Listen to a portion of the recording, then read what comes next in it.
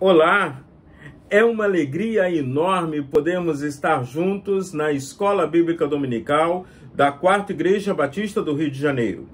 É uma oportunidade ímpar usarmos da tecnologia para continuarmos estudando a Palavra de Deus e crescendo também em maturidade espiritual.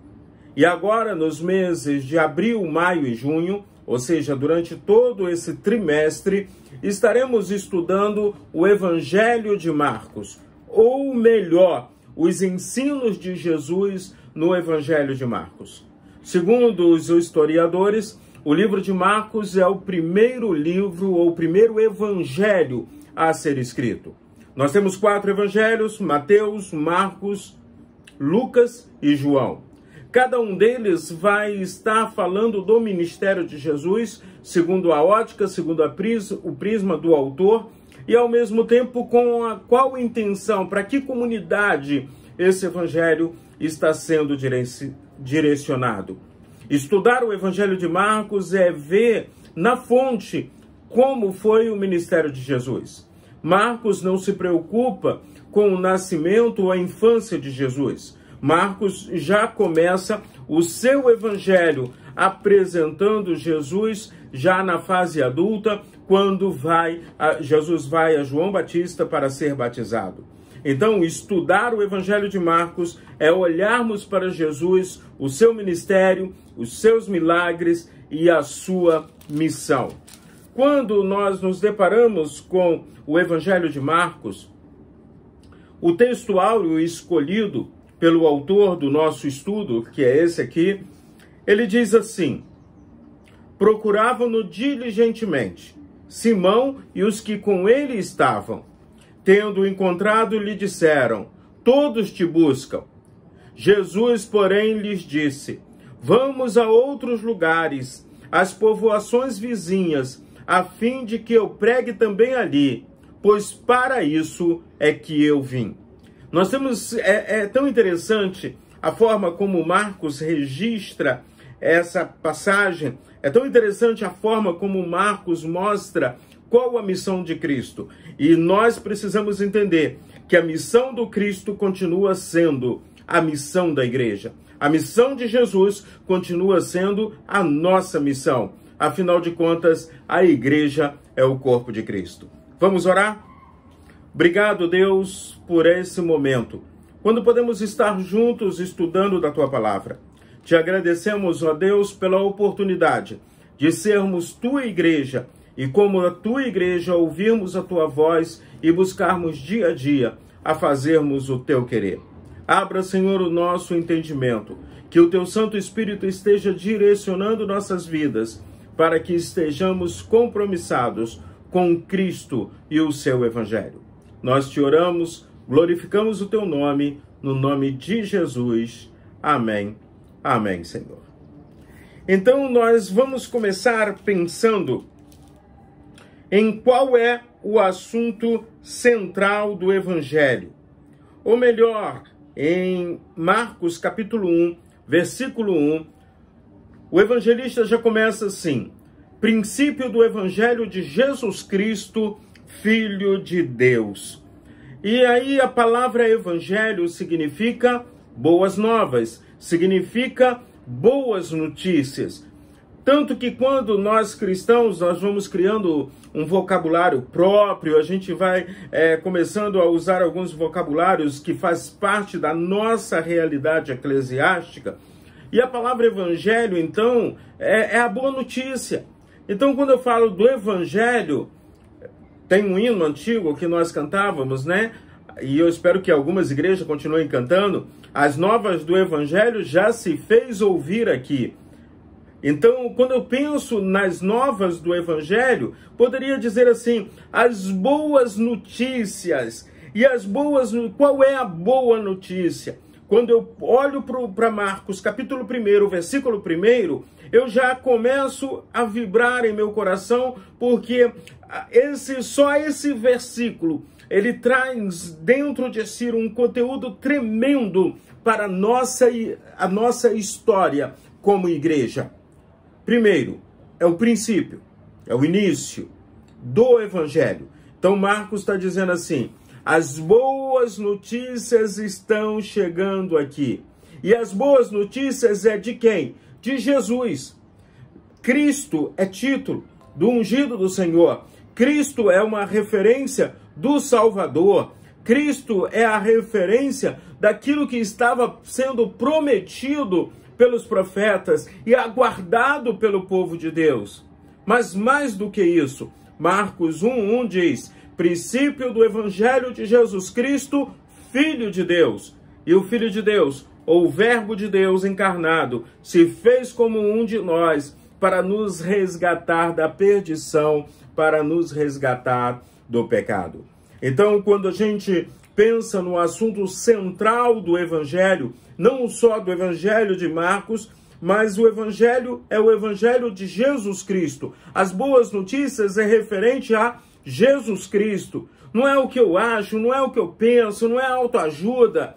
Nós precisamos voltar a falar e a pregar o Evangelho, ou melhor, as boas notícias a respeito de Jesus, o Cristo. Então, a nossa pregação precisa ser uma pregação bíblica. Nós não precisamos inventar coisa alguma. E aí, quando você chega no versículo 2 do capítulo 1 do Evangelho de Marcos, ele começa assim: conforme está escrito na profecia de Isaías. Então, vamos nos deter à palavra, vamos estudar a palavra, vamos pregar a palavra e devemos fazer isso com base bíblica. Quando Marcos está falando isso, ele está falando que João Batista é uma resposta ou o cumprimento de uma profecia. João Batista é a expectativa daquele que vem para abrir o caminho do Senhor. João Batista vem chamar o povo ao arrependimento. A pregação de João Batista é uma pregação ao arrependimento. João, então, estava ali batizando, mas ele sabia que não era o Cristo, ele sabia que ele não era o Senhor, ele sabia que haveria de vir aquele que verdadeiramente haveria de transformar a vida da humanidade, a vida de pessoas, a vida de gente, a vida de homens e mulheres como eu e você. Então, uma pregação bíblica. Quando eu olho para o ministério de João Batista, eu vejo Jesus chegando e olhando para esse ministério também, porque a pregação de João Batista era uma pregação de arrependimento. João Batista estava chamando ao arrependimento. O convite era ao arrependimento. Tanto que no capítulo 1, versículo de número 4, diz o texto bíblico que João Batista estava no deserto pregando o batismo de arrependimento para a remissão dos pecados. Eu fui militar durante muito tempo. Então, quando a gente pensa em arrependimento, é meia volta, vou ver. Ou seja, volta, muda de pensamento, muda de direção, muda de atitude. E muitas vezes a gente tem visto que a palavra arrependimento ou a transformação que se espera daqueles que querem ser filhos de Deus, daqueles que querem seguir a Jesus, não tem sido pregada, não tem sido falada, não tem sido anunciada como deve ser. Então, arrependimento significa mudanças de atitude. Arrependimento é mudança de ordem, de rota. Arrependimento é mudança na maneira de pensar. Quando a gente pensa em arrependimento, eu penso no texto que Paulo escreve à igreja em Corinto, na segunda carta de Paulo aos Coríntios. Quem está em Cristo é nova criação, as coisas velhas já passaram e eis que tudo se fez novo. Então, falar de arrependimento é falar dessa novidade de vida. Quando eu olho também para a base central, é uma pregação sem ostentação. Quem faz a obra é o Espírito Santo de Deus. Nós não passamos de instrumento.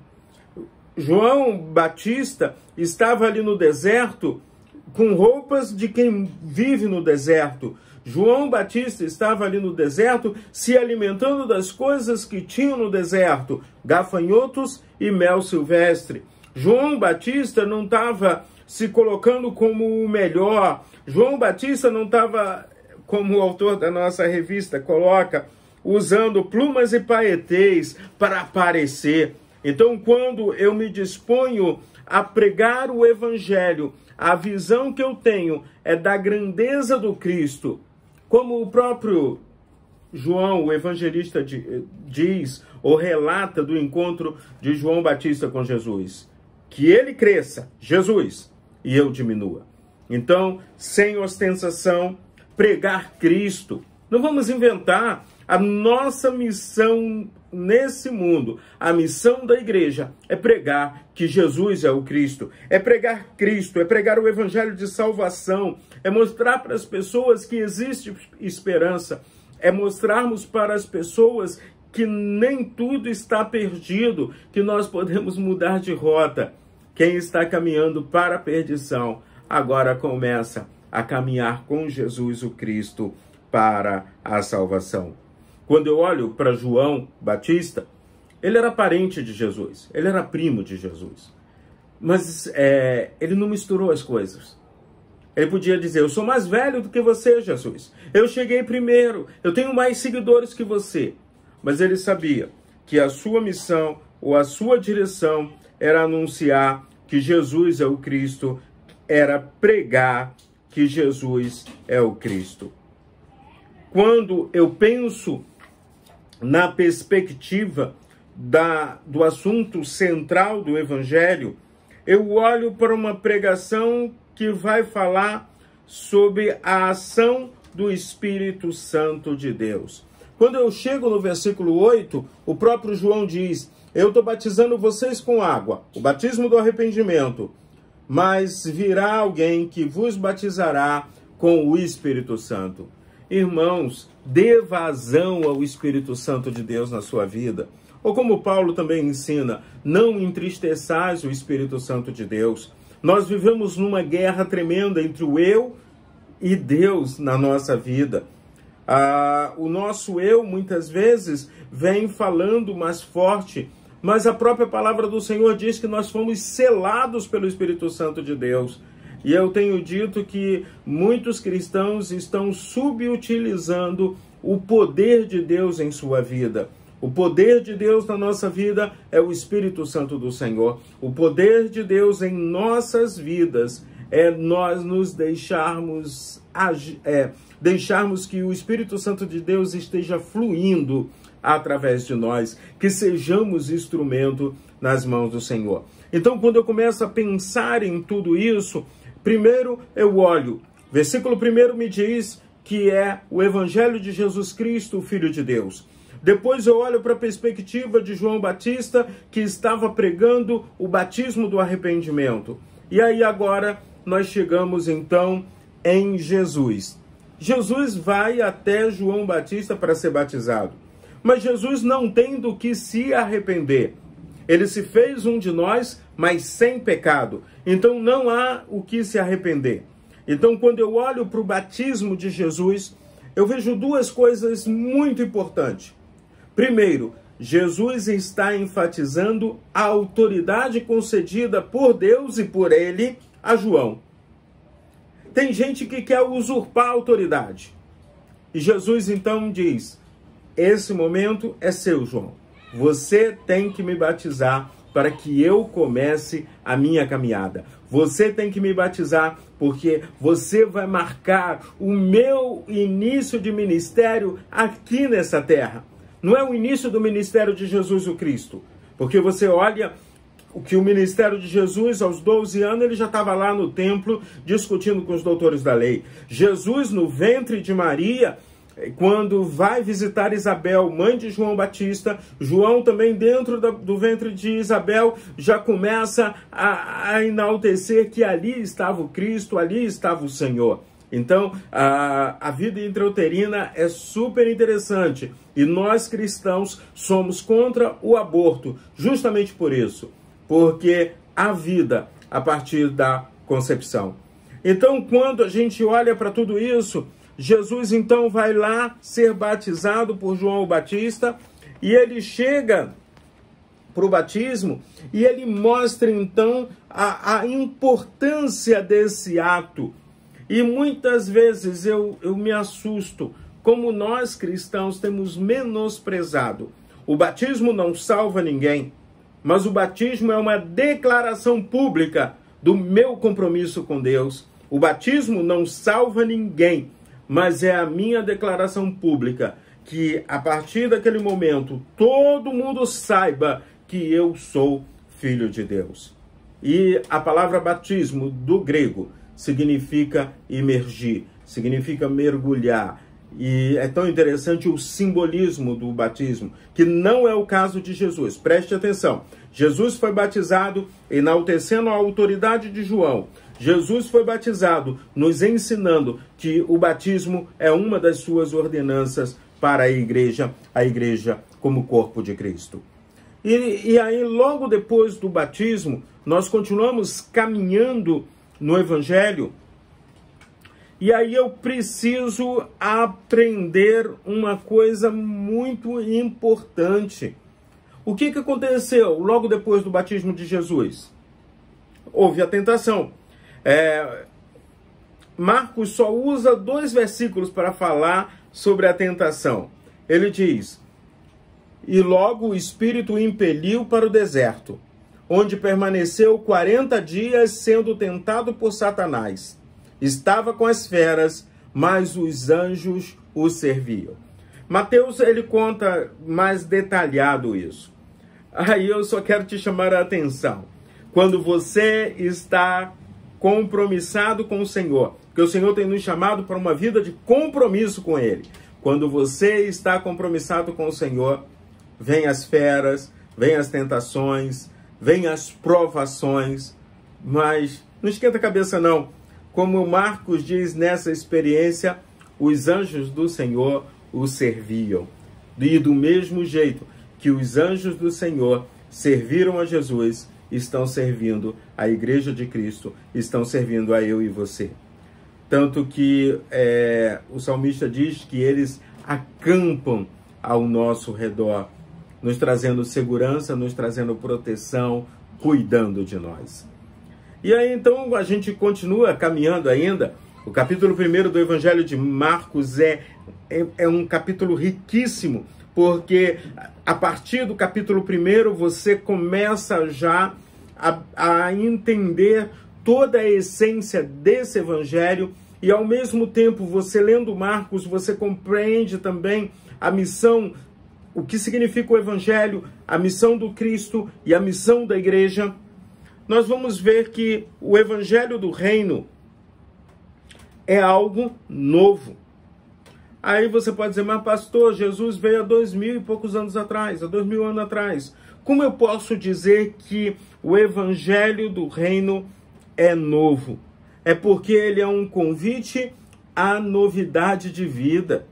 O Evangelho do Reino é novo porque estávamos caminhando perdidos para o pecado. O Evangelho do Reino é algo novo porque ele nos dá uma nova visão. O Evangelho do Reino é algo novo porque o Evangelho do Reino é um convite a um novo nascimento. O Evangelho do Reino é algo novo porque necessário vos é nascer de novo. E no versículo 15, já Jesus pregando na Galileia, e é interessante que no versículo 14 diz que Jesus está pregando o Evangelho de Deus. E no verso 15 diz assim, Jesus está dizendo, o tempo está cumprido e o reino de Deus está próximo. Arrependei-vos e crede nas boas notícias. Ou melhor, arrependei-vos e crede no Evangelho. E é esse Evangelho novo que é também o Evangelho da graça. E aí quando a gente usa a palavra graça, é muito difícil às vezes na nossa compreensão do nosso vocabulário entendermos o que significa a palavra graça em toda a sua essência.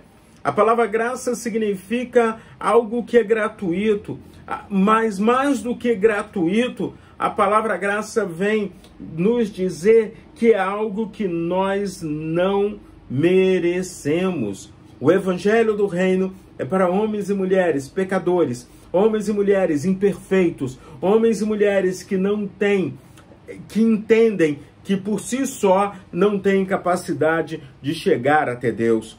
Quando a gente fala das boas notícias ou do evangelho do reino, estamos dizendo que a porta agora que nos liga a Deus está escancarada, está aberta, e é pela graça de Deus que nós podemos chegar até Ele. Quando a gente pensa no evangelho do reino, eu olho também para a urgência. Temos desperdiçado muito tempo com coisas fúteis. É urgente a proclamação do evangelho do reino. Nós não sabemos como será amanhã, ou como um pastor amigo diz, pregue sempre o evangelho como se fosse a última coisa que você está fazendo na sua vida, ou como se fosse a última oportunidade que você teria para pregar o evangelho. Nós não sabemos do nosso tempo, do tempo que é destinado a nós, mas nós sabemos da prioridade que Deus espera de cada um de nós.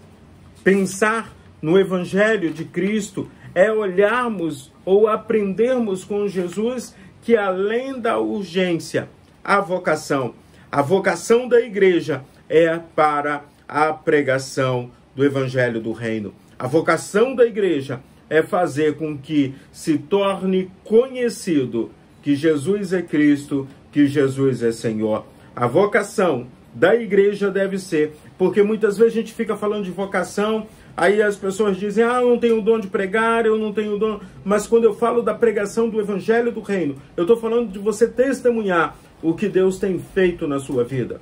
Ou como Pedro, diante do Sinédrio, diz, não podemos deixar de falar daquilo que temos visto e daquilo que temos ouvido. Então abra os seus ouvidos, abra os seus olhos e veja como o evangelho do reino tem agido e transformado a sua vida e é capaz de transformar a vida de milhares e milhares de pessoas. E precisa somente que você se coloque disponível ao Senhor para ver a ação do evangelho do reino. Seguindo ainda no capítulo 1, eu olho para a vocação dos discípulos. E aí, muitas vezes, algumas pessoas, hoje em dia, nós temos uma dificuldade muito grande, porque alguns olham Jesus chamando os apóstolos e acham que todo mundo, para servir, tem que abandonar tudo. Se você recebeu a chamada de Deus para abandonar tudo, abandone tudo, porque senão você pagará um alto preço pela desobediência. Mas Deus também usa homens e mulheres na sua profissão, no seu ambiente de trabalho, na sua faculdade, na sua escola, entre a sua vizinhança, no seu condomínio, para anunciar que Jesus, o Cristo, o Filho de Deus, já veio entre nós, morreu pelos nossos pecados, ao terceiro dia ressuscitou e está nos céus e voltará para buscar todos aqueles que são seus. Não precisamos, não existe uma vocação específica para estarmos anunciando isso, porque a igreja do Senhor, os discípulos de Cristo, foram chamados para isso. Ontem mesmo, num dos estudos que eu faço, eu disse, Deus não quer voluntariado. Deus chama servos para serem filhos, e os filhos da luz estão iluminando as trevas, estão iluminando vidas que estão perdidas e desamparadas à sua volta. Então eu não posso escolher, eu sirvo a Deus hoje, mas amanhã eu estou cansado, eu mudei de propósito, eu mudei de igreja, eu mudei disso, eu mudei daquilo, ou não estou gostando da minha liderança. Nós fomos chamados para sermos filhos de Deus. Nós fomos chamados e vocacionados para sermos discípulos de Cristo. E como chamado que fomos, nós temos uma missão. E a missão é fazer discípulo, ensinar, batizar, integrar ao corpo de Cristo, integrar a igreja do Senhor. Mas aí eu também olho para outra perspectiva de vocação. E quando eu olho para essa chamada dos discípulos, vinde após mim e eu vos farei pescadores de homens, eu olho para a chamada da igreja. A igreja, a vocação da igreja é lidar com gente, é amar gente, é chamar gente para seguir a Cristo. Nós nos tornamos extremamente burocráticos, complicados, muitas vezes na caminhada. O evangelho é simples, a pregação do evangelho é com simplicidade e nós devemos agir desta forma. Ou melhor, vamos aprender com Jesus, vamos seguir Jesus, vamos caminhar com Jesus. Jesus libertava pessoas que estavam oprimidas por espíritos imundos. Jesus tratava de enfermidades físicas. Jesus cuidava das enfermidades emocionais. Jesus se preocupava em restaurar, e restaurar de uma forma completa a vida das pessoas. Jesus chega lá na casa de Pedro. A sogra de Pedro está com uma febre. A sogra de Pedro está doente, mas ela é restaurada, ela é curada pelo Senhor. E aí, logo depois que ela é curada por Jesus, ela começa a servir. Eu não sei o que você está esperando. Existem pessoas que às vezes passam anos e anos como membros de uma igreja, mas não deixam que a cura de Cristo seja completa e total na sua vida. No versículo 31 do Evangelho de Marcos diz: então se aproximando, tomou-o pela mão e a febre deixou. Jesus apenas pegou ela pela mão e a febre deixou ela, passando ela a servi-los. Olha só, ela já levantou toda animada, toda entusiasmada, porque ela estava servindo a Jesus, o Senhor, o Mestre, o Cristo, o Salvador. E aí o exemplo da restauração, do cuidado na sogra de Pedro, leva outras pessoas a correrem para ver ou para estarem com Jesus, porque muitos doentes da alma, doentes espirituais, doentes emocionais, ali no tempo de Jesus, precisavam de uma cura, precisavam de transformação, precisavam de restauração. Caminhando para o final,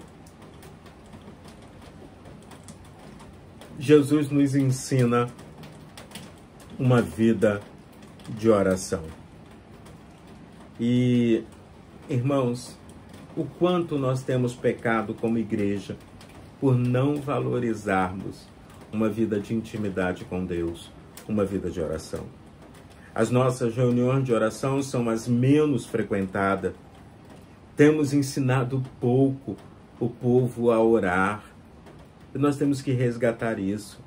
Intimidade com o Senhor.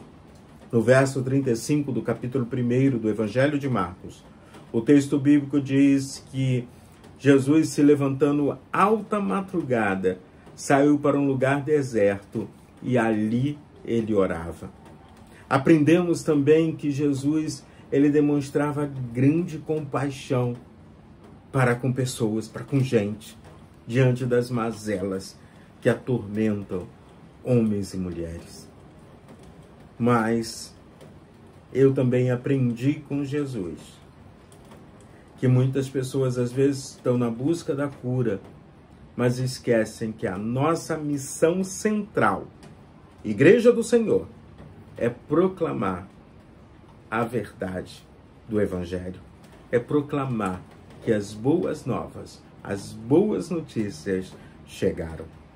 Quando a gente está vivendo num mundo de notícias mentirosas, que arrumaram um nome chique chamado fake news, mas é notícias mentirosas. Quando o próprio Jesus diz que o pai da mentira é o inimigo da igreja, nós temos que proclamar a verdade que salva, a verdade que liberta. E aí então, quando eu chego nesse texto, no capítulo 1, versículos 37 e 38, os discípulos saem procurando de madrugada Jesus, encontram ele, e aí chega para Jesus e diz assim: todos te buscam, tem muita gente te buscando, Jesus. Os milagres que você fez ontem foram tremendos, Senhor. Então as pessoas querem mais milagres, as pessoas precisam ser curadas. E aí alguns podem até se escandalizar com a resposta de Jesus. Mas é para nos trazer a real de qual é a nossa missão como igreja. Jesus, porém, lhe disse: vamos a outros lugares, a outros povos, às povoações vizinhas, a fim de que eu pregue também ali, pois para isso é que eu vim. Podemos fazer ação social? Amém, glória a Deus. Podemos trabalhar com educação, colégio, educação no aspecto secular? Amém, glória a Deus. Mas não podemos nos esquecer do porquê e para que estamos aqui. Nós estamos aqui como corpo de Cristo, dando continuidade à missão de Cristo. E o próprio Jesus diz que ele veio para pregar. E a igreja deve também enfatizar que estamos aqui para pregar. É para isso que a igreja está nesse mundo. É para isso que em pleno século XXI a igreja ainda está entre nós. Se fazemos ação social, que não percamos o foco, que a ação social é apenas um canal de bênção para que preguemos o evangelho. Se enfatizamos a área do louvor, da adoração ou da educação, não podemos perder a visão de que a nossa missão é a pregação do evangelho do reino. O início do ministério de Jesus o Cristo foi há mais de 2000 anos atrás. E nós, como Igreja do Senhor, estamos aqui nesse mundo para darmos continuidade a esse ministério. Que eu e você sejamos discípulos obedientes, filhos de Deus, cumprindo com a missão. Missão que não recebemos de pessoas, de homens, mas missão que recebemos do Senhor da igreja, porque a igreja é do Senhor Jesus Cristo. A igreja é de Deus e nós somos apenas servos, membros um dos outros nesse corpo maravilhoso e tremendo chamado igreja. Então, eu espero que você ame a Cristo, porque se você ama a Cristo, você ama a igreja de Cristo. E se você ama a Cristo, você vivencia experiências também maravilhosas no corpo de Cristo, que é a comunidade local, a igreja que você faz parte. Que o Senhor nos abençoe, que o Senhor derrame das ricas bênçãos sobre nós e que possamos, numa expressão tremenda de amor, olharmos para as pessoas à nossa volta e dizermos: eu conheço uma boa notícia para contar para você. E a boa notícia é que Jesus Cristo veio a este mundo. Ele é Senhor, mas Ele também é Salvador. Foi crucificado pelos nossos pecados, ressuscitou ao terceiro dia e está nos céus, preparando um lugar maravilhoso para que possamos morar junto com Ele. Oremos. Obrigado, Pai de amor, por esse dia. Obrigado pela oportunidade de mais uma vez estarmos pregando, estudando, proclamando a Tua palavra. Complete, ó Deus, com Teu Santo Espírito, a Tua palavra em nossos corações e nos use como instrumento vivo em Tuas mãos. Nós te oramos em nome daquele que veio, viveu, morreu e ressuscitou, trazendo perdão e salvação a cada um de nós. É em Cristo Jesus que nós te oramos. Amém. Amém, Senhor. Sinta-se abraçado por mim, sinta-se abraçado por minha família e pela 4ª Igreja Batista do Rio de Janeiro. Foi uma alegria muito grande podermos estar juntos.